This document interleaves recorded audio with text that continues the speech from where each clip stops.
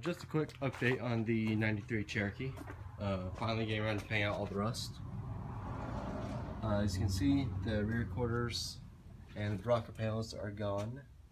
I'll be cutting a little below this body line and welding in 2x6 square tubing, 11 gauge probably. They'll act as rock sliders.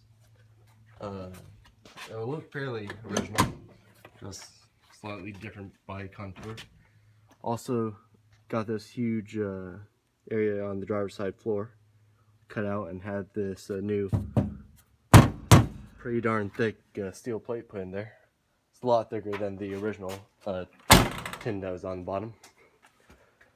Basically same areas on the passenger side. Both front quarters are completely solid here, but it'll be trimmed up along with all this just to keep the shape right and have it look good. Anyway, can't really see too well on this side, but it's basically gone. Same with the back quarter. And the driver's side, or the passenger side floor pan is actually completely solid. Just little bubbles, but it's completely solid.